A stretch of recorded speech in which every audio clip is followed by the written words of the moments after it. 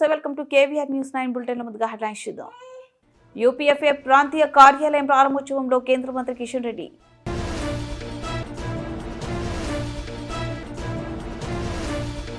వ్యవసాయ శాఖ మంత్రి అచ్చెన్న ప్రసంగంతో సినిమా చూపించారు, రఘురామ ప్రశంస.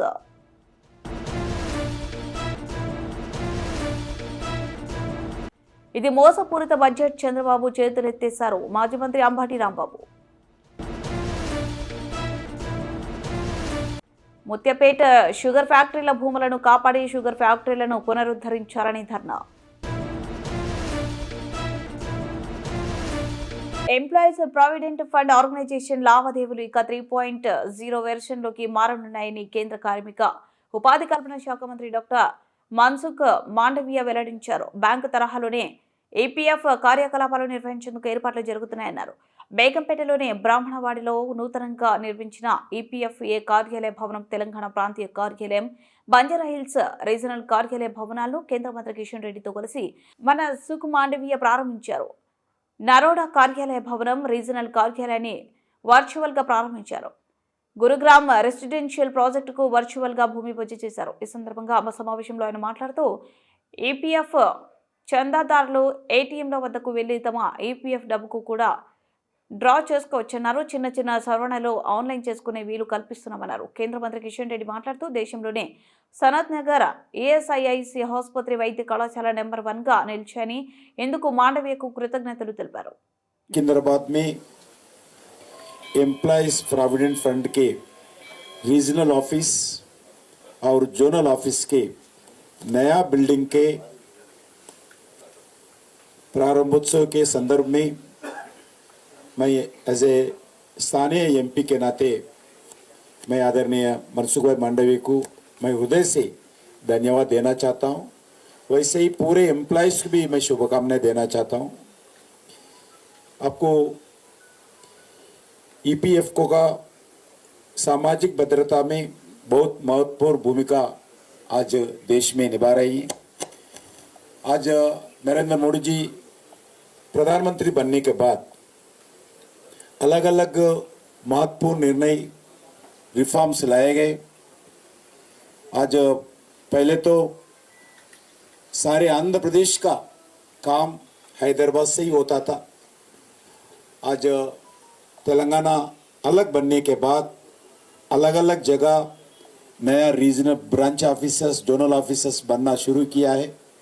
इसके संदर्भ में आज बंजाराहिल्स का नाम पर जो सेंट्रलाइज्ड सिटी का नया ब्रांच आज इस बिल्डिंग में खोलने का निर्णय किया है। इससे स्थानीय जो हमारे ईपीएफ का सब्सक्राइबर्स है पूरे लोगों को अच्छा सुविधा होगा। मैं इंदुलो अंदरिकी धन्यवादालु। ఈరోజు ఈపీఎఫ్కు సంబంధించినటువంటి ఏదైతే సమస్యలు ఉంటాయో ఆ సమస్యలు పరిష్కారం చేయడం కానీ, సబ్స్క్రైబర్కి సంబంధించినటువంటి క్లెయిమ్స్ ఏవైతే ఉంటాయో అవి 3 రోజుల లోపల చేయాలని చెప్పి నరేంద్ర మోడీ గారు ఆదేశించడం జరిగింది. ఈరోజు 3 రోజుల లోపలనే ఏ క్లెయిమ్స్ ఉన్నా కూడా అది ఈరోజు అమలు జరుగుతూ ఉంది. అది చాలా సంతోషకరమైన అంశం మనం చేస్తూ ఉన్నాం.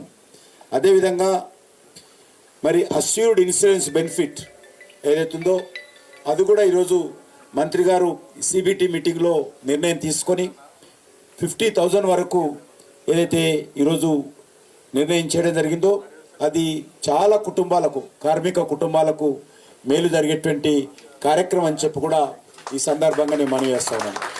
అంతేకాకుండా ఈరోజు మన కార్మికులకు సంబంధించి అనేక రకాల రిఫార్మ్స్ ఈరోజు మన దేశంలో వస్తూ ఉన్నాయి. ముఖ్యంగా హైదరాబాద్లో కార్మికులకు సంబంధించి అనేక फैसिलिटीज వచ్చాయి. मैं मनसुख भाई जी से अनुरोध करता हूँ, हमारा ईएसआई हॉस्पिटल जो हैदराबाद में है वो मेडिकल कॉलेज है। देश में बेस्ट मेडिकल कॉलेजेस में, बेस्ट हॉस्पिटल्स में हमारा सनत नगर देश में नंबर 1 आया। इसलिए हमारा वर्कर्स के तरफ से भी मैं आपको धन्यवाद देना चाहता हूँ। आने वाले दिन में हमारा मेडिकल कॉलेज हो, हमारा सनत नगर के हॉस्पिटल हो और ठीक तरीके से चलने के लिए पूरे स्थानीय तरफ से हम जनता के तरफ से पूरा सहयोग देंगे और अच्छा हॉस्पिटल बनाने के लिए भी प्लान करेंगे। इसी सिलसिला में मैं तेलंगाना सरकार से अनुरोध करना चाहता हूँ, अलग अलग जगह हॉस्पिटल्स बनाने के लिए प्रयास कर रहे हैं, मगर स्टेट गवर्नमेंट से जल्दी जितना लैंड दिए तो हॉस्पिटल बनाने का काम शुरू होगा। रामगुंडम में बहुत दिन से पेंडिंग है, अलग अलग इश्यूज है, वैसा भी है। और एम्प्लॉयज़ का भी प्रोविडेंट फंड का जो काम चल रहे हैं, उस्मानिया यूनिवर्सिटी अलग अलग एम्प्लॉयज़ का भी थोड़ा पेंडिंग है, इसमें भी ज़्यादा से ज़्यादा जल्दी समस्या हल करके आज वर्कर्स का वेलफेयर में गवर्नमेंट ऑफ इंडिया जो काम कर रहे हैं, इसी सिलसिला में भी मैं आपको धन्यवाद देता हूं। आज जो अभी ई कॉमर्स का दृष्टिकोण से जो वर्कर्स है, इसके लिए भी వ్యవసాయ శాఖ మంత్రి అచ్చెన్నాయుడు ప్రసంగం ఆరోహణ అవరోహణతో ఓ మంచి సినిమా చూస్తున్నామనే భావన కల్పించిందని ఉపసభాపతి రఘురామకృష్ణరాజు అన్నారు. వ్యవసాయ దేవాదాయ శాఖల గ్రాంట్ల డిమాండ్లపై చర్చకు మంత్రులు సమాధానం ఇచ్చిన అనంతరం వారి ప్రసంగాలను ప్రశంసించారు. దేవాదాయ శాఖ మంత్రి ఆనం రామనారాయణ రెడ్డి అత్యంత ఆధ్యాత్మికతతో చాగంటిని గుర్తు చేసేలా సమకాల్చిన రాజకీయాన్ని జోడించడంలో గరికపాటి వారిని జ్ఞప్తికి తీసుకొచ్చేలా చాలా అద్భుతంగా మాట్లాడారు. దేవాదాయ శాఖకు నిధులేమీ లేవని చాలా సున్నితంగా చెప్పారు అని కొనియాడారు. దేవాలయానికి భక్తులు మనశ్శాంతి కోసం వస్తారు. స్థలాలున్న దేవాలయాల్లో ధ్యాన మందిరాలు నిర్మిస్తే భక్తులు భగవంతుని ప్రశాంతంగా ధ్యానించుకోవడానికి అవకాశం ఉంటుంది. అధ్యక్ష, రాష్ట్ర జనాభాలో 64% మంది వ్యవసాయం చేస్తున్న విషయం మనందరికీ తెలుసు. రాష్ట్ర ఆదాయం కూడా 34% వ్యవసాయ అనుబంధ రంగాలపైన వస్తున్నటువంటి విషయం కూడా మీ ద్వారా తెలియజేస్తున్నాను. ఇటువంటి వ్యవసాయాన్ని దురదృష్టవశాత్తు గత 5 సంవత్సరాలు ఎంత ప్రాధాన్యత కలిగినటువంటి వ్యవసాయ రంగాన్ని ఆ శాఖకి తాళం వేసి బిగించారు అధ్యక్ష. ఆ రోజు ఈ రోజు రేపు ఒకే ఒక్క మాట మాట్లాడుతున్నారు. రైతు భరోసా కింద బటన్ నొక్కి 12,500 ఇచ్చాము. అందులో కేంద్ర ప్రభుత్వం 6,000, వీళ్ళు ఇచ్చింది 7,500. అంటే ఒక రైతుకి ఒక సంవత్సరానికి 7,500 రూపాయలు తప్ప ఆ శాఖకి 5 సంవత్సరాల్లో ఏమీ చేయనటువంటి దుర్మార్గమైనటువంటి ప్రభుత్వం అధ్యక్ష. కొన్ని ఉదాహరణలు చెప్పాలి. ఈరోజు వ్యవసాయానికి అత్యంత ప్రాధాన్యత కలిగింది. భూమి పరీక్షలు చేయవలసినటువంటి బాధ్యత ప్రభుత్వంపై ఉంటుంది అధ్యక్ష. భూమి పరీక్ష చేయాలి, సారవంతంగా ఉందో లేదో తెలుసుకోవాలి. ఏవైనా మైక్రో న్యూట్రియన్స్ లేకపోతే సబ్సిడీతో రైతులకు ఇచ్చి ముందు భూమిని సారవంతం చేయవలసినటువంటి బాధ్యత ప్రభుత్వంపై ఉంటుంది అధ్యక్ష. 5 సంవత్సరాల్లో ఒక్క దగ్గర భూమిని ఎక్కడ పరీక్ష చేసిన సందర్భాలు లేవు. ఒక్క రైతుకి సర్టిఫికేట్ ఇచ్చినటువంటి సందర్భాలు లేవు అధ్యక్ష. ఇప్పుడే చాలా మంది సభ్యులు చెప్పారు, వ్యవసాయం పెట్టుబడి చాలా ఎక్కువ అవుతుంది, దీనివల్ల రైతుకి చాలా నష్టం జరుగుతుంది. వ్యవసాయం పెట్టుబడి తగ్గించాలంటే వివిధ సహాయాలు ప్రభుత్వం అందించవలసినటువంటి బాధ్యత ఉంది. అందులో అతి ప్రాధాన్యత కలిగింది అధ్యక్ష యాంత్రీకరణ. మీ అందరికి తెలుసు 2014-19 యాంత్రీకరణకి చాలా ప్రాధాన్యత ఇచ్చాం. ట్రాక్టర్లు కూడా ఇచ్చాం. రైతులకు కావలసినటువంటి ప్రతి యాంత్రీకరణని ఆ రోజు అందించి రైతులకు మేలు చేశాం అధ్యక్ష. 5 సంవత్సరాల్లో ఒక్క పైసా అంటే ఒక పైసా యాంత్రీకరణకి ఖర్చు పెట్టలేదు అధ్యక్ష. వరిసేను కోసుకోవడానికి కొడవలి కూడా ఇచ్చిన సందర్భాలు లేవు. ఆ కొడవలి పిడి కూడా ఇవ్వలేదు అధ్యక్ష. అంత బాధ కలుగుతుంది. 5 సంవత్సరాలు యాంత్రీకరణ కూడా పూర్తిగా పక్కన పడేశారు. ఇప్పుడే చాలా మంది సభ్యులు మాట్లాడుతున్నారు. ఈరోజు వ్యవసాయం ఎరువులు ఎక్కువ వాడడం వల్ల చాలా ఇబ్బందులు వస్తున్నాయి. ముఖ్యమంత్రి గారు పదే పదే చెప్తున్నారు, ఒకప్పుడు దేశానికి పంజాబ్ ఒక ధాన్యాగారం అధ్యక్ష, ఈ దేశానికి వ్యవసాయ ఉత్పత్తులు ఎక్కువ సరఫరా చేసినటువంటి రాష్ట్రం పంజాబ్ అధ్యక్ష. ఈరోజు పంజాబ్ పరిస్థితి ఏంటి? ఎరువులు ఎక్కువగా వాడడం వల్ల ప్రతిరోజు ఒక ట్రైన్తో క్యాన్సర్ పేషెంట్లు ఢిల్లీ వస్తున్న స్థాయికి వచ్చిందంటే ఎక్కువ ఎరువులు వాడడం వల్ల. ఆ రోజు 2014లో మన ముఖ్యమంత్రి శ్రీ నారా చంద్రబాబు నాయుడు గారు ఎరువుల్ని తగ్గించాలి, ప్రకృతి వ్యవసాయాన్ని ప్రతి ఒక్కరికి అలవాటు చేయాలని ఆ రోజు యుద్ధ ప్రాతిపదికన ఆ కార్యక్రమం తీసుకెళ్తే గత 5 సంవత్సరాల్లో ప్రకృతి వ్యవసాయం పడకేసింది. ఆ మాట కూడా మాట్లాడినటువంటి సందర్భాలు లేవు అధ్యక్ష. అయితే మళ్ళీ మనం అధికారంలోకి వచ్చాం, మళ్ళీ వ్యవసాయాన్ని లాభసాటిగా తీసుకురావాలి. ఏదో సంవత్సరానికి వాళ్ళు ఇచ్చినటువంటి రైతు భరోసా, లేకపోతే మనం రేపు ఇస్తున్నటువంటి అన్నదాత సుఖీభవ కింద ఇచ్చినటువంటి డబ్బులతోనే వ్యవసాయం లాభపడుతుందంటే అది నమ్మశక్యం కాదు. అది ఇస్తూనే మిగతా కార్యక్రమాలన్నీ చేయవలసినటువంటి బాధ్యత ప్రభుత్వంపై ఉంది. అయితే నేను ఆశపడ్డాను, చంద్రబాబు నాయుడు గారు అచంచలమైన విశ్వాసం నమ్మకంతో ఒక పెద్ద పోర్ట్ఫోలియో నాకు ఇచ్చారు. రైతులకి వ్యవసాయదారులకి అనుబంధ రంగాలకి మేలు చేద్దామని ఆనందంతో పాలన స్టార్ట్ చేశాం. రివ్యూ చేసేసరికి బాధ ఆవేదన కలిగింది. ఏ శాఖ చూసినా అప్పులు తప్ప, బకాయిలు తప్ప ఒక్క పైసా ఏ శాఖలో లేనటువంటి పరిస్థితి. ఎలా చేయగలం, ఏం చేయగలం అని ఆందోళన చెందిన సందర్భాల్లో సమర్థవంతమైనటువంటి ప్రభుత్వం ఈ రాష్ట్రానికి సరైనటువంటి కాలంలో మళ్ళీ పాలన చేస్తుంది. కాబట్టి ఇప్పుడిప్పుడే ఒక ఆశ కలుగుతుంది అధ్యక్ష. తప్పనిసరిగా వ్యవసాయాన్ని మళ్ళీ ఈ రాష్ట్రంలో లాభసాటిగా తీసుకురావడానికి అన్ని విధాలుగా ప్రయత్నం చేస్తామని చెప్పి ఈ సందర్భంగా తెలియజేస్తున్నాను. నేను వచ్చిన తర్వాత, ఈ ప్రభుత్వం ఏర్పడిన తర్వాత మళ్ళీ భూసార పరీక్షలు స్టార్ట్ చేశాం అధ్యక్ష. ఈ 8 మాసాల్లో 4,50,000 పరీక్షలు చేసి రైతులకి కార్డులు ఇవ్వడమే కాదు అధ్యక్ష, వారి భూమిలో ఏది. ముఖ్యమంత్రి చంద్రబాబుది మోసపూరిత బడ్జెట్ అని మాజీ మంత్రి వైఎస్ఆర్సీపీ నేత అంబటి రాంబాబు విమర్శించారు. చంద్రబాబు ఏ విధంగా ప్రజలు మోసం చేస్తున్నారనే విషయాన్ని తమ అధ్యక్షుడు YS Jaganmohan Reddy press meet ఆధారాలతో బయటపెట్టారన్నారు.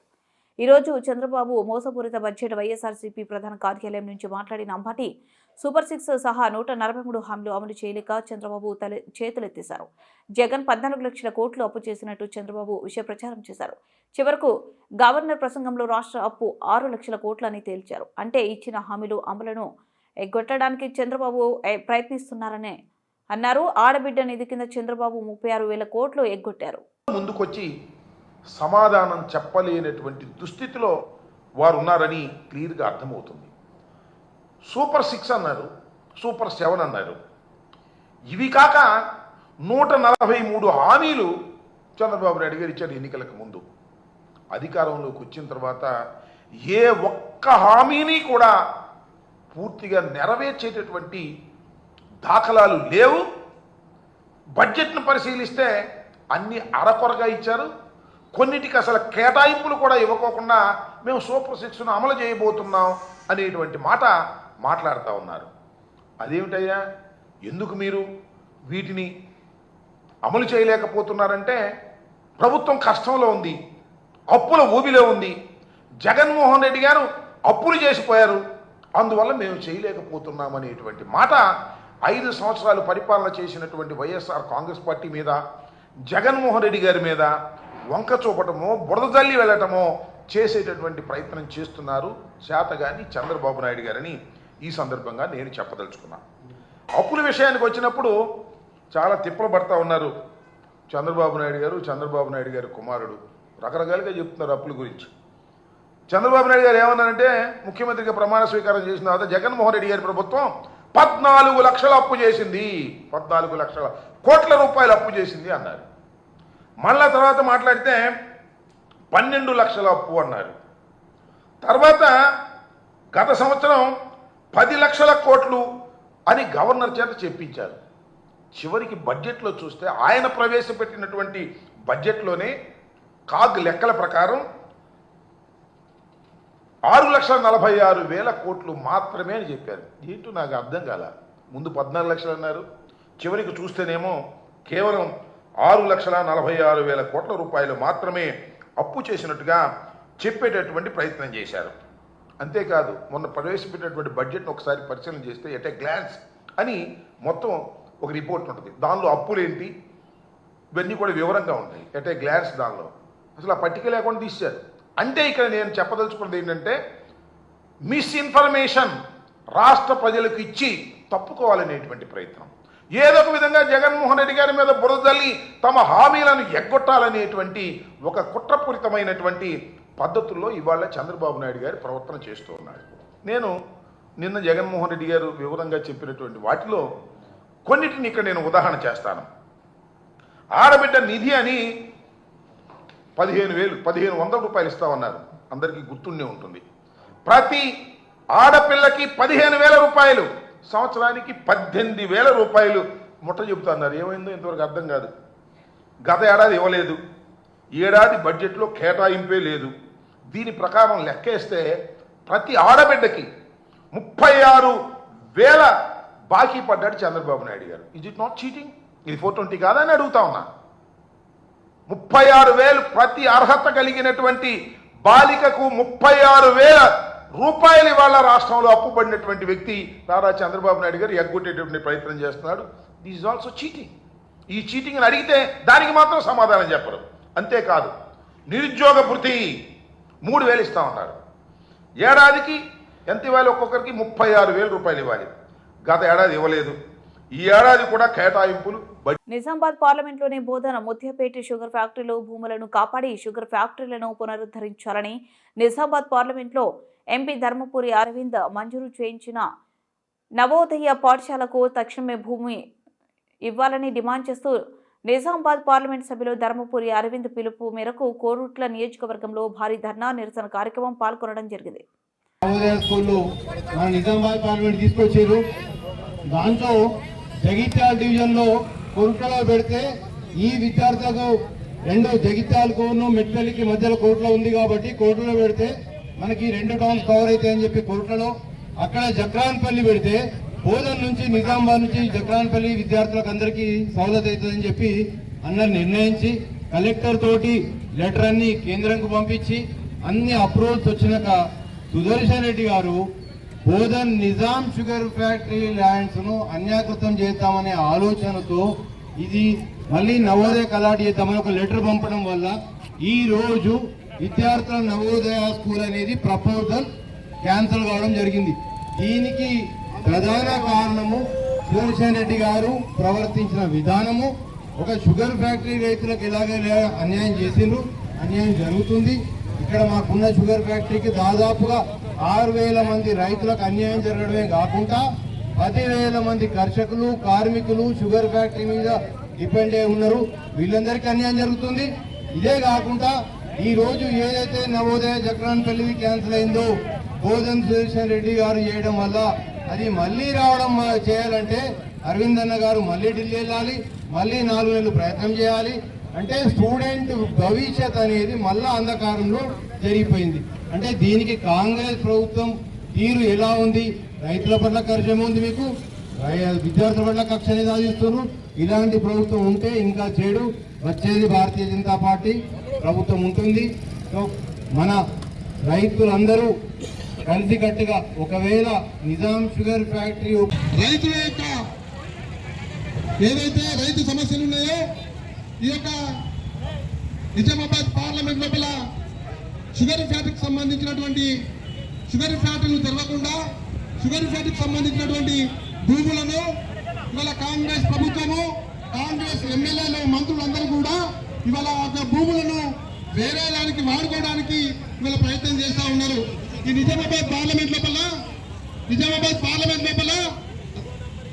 బోధల్లో ఉన్నటువంటి షుగర్ ఫ్యాక్టరీని అక్కడ ఉన్నటువంటి స్థానిక ఎమ్మెల్యే అయినటువంటి సుదర్శన్ రెడ్డి గారు, ఇవాళ మా ప్రియతమ నాయకులు ధర్మపురి అరవింద్ గారు నవోదయ పాఠశాలల్ని ఇవాళ మూడు పాఠశాలల్ని ఈ జిల్లాకు ఈ యొక్క పార్లమెంటుకు ఇవాళ 3 నవోదయ స్కూళ్లను తీసుకువస్తే ఆ భూమికి సంబంధించి 30 ఎకరాల భూమి ఇవాళ నవోదయ పాఠశాలలు ప్రారంభం కావాలంటే 30 ఎకరాల భూమి అవసరం ఉంటుంది.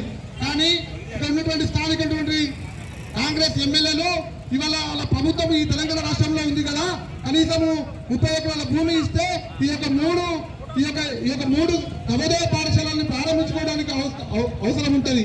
కానీ ఇక్కడ ఉన్నటువంటి కాంగ్రెస్ పార్టీకి సంబంధించినటువంటి ఎమ్మెల్యేలు ఇవాళ ఏదైతే షుగర్ ఫ్యాక్టరీ యొక్క భూములను ఈ యొక్క పాఠశాలకు ఉపయోగించుకోవాలని చెప్పి ఇవాళ వాళ్ళు చేస్తున్నటువంటి కుట్రల్ని ఇవాళ భారతీయ జనతా పార్టీ తీవ్రంగా వ్యతిరేకిస్తూ ఉన్నది. ఇవాళ ఈ యొక్క కేంద్ర ప్రభుత్వం నరేంద్ర మోడీ గారు ఈ యొక్క నవోదయ పాఠశాలలను ప్రారంభించాలి, పేద విద్యార్థులను ఆదుకోవాలని చెప్పి ఇవాళ నరేంద్ర మోడీ గారు ఏదైతే ఇవాళ మరి వేసినటువంటి 3 నవోదయ పాఠశాలల్ని ఈ యొక్క జిల్లా కేంద్రానికి, పార్లమెంట్ కేంద్రానికి ఇక్కడికి మనం మంజూరు చేస్తే ఇక్కడ ఉన్నటువంటి కాంగ్రెస్ నాయకులు, ఇక్కడ ఉన్నటువంటి కాంగ్రెస్ మంత్రులు భూమి ఇవ్వకుండా మోసం చేసి ఇవాళ రైతులకు సంబంధించినటువంటి షుగర్ ఫ్యాక్టరీ భూములను ఇవాళ అప్పచెప్పేటువంటి ప్రయత్నం చేస్తూ ఉన్నారు. బిడ్డ దమ్ముంటే షుగర్ ఫ్యాక్టరీని ఓపెన్ చేయాలి, ఇక్కడ ఉన్నటువంటి రైతులను ఆదుకోవాలి, అంతే తప్ప ఇవాళ మీకు భూమి ఇవ్వడానికి చేత కాకపోతే మీరు వెంటనే మీ యొక్క ప్రజాక్షేత్రంలో ఉండడానికి కూడా వీలే అని చెప్పి సందర్భంగా హెచ్చరిస్తా ఉన్నా. తక్షణమే ఇవాళ కేంద్ర ప్రభుత్వం మంజూరు చేసినటువంటి బులెటిన్ ముగించే ముందు హెడ్లైన్స్ మరోసారి. యూపీఎఫ్ఏ ప్రాంతీయ కార్యాలయం ప్రారంభోత్సవంలో కేంద్ర మంత్రి కిషన్ రెడ్డి.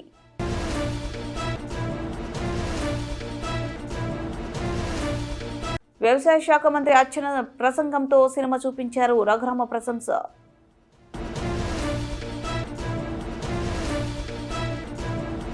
ఇది మోసపూరిత బడ్జెట్, చంద్రబాబు చేతులెత్తేశారు మాజీ మంత్రి అంబటి రాంబాబు.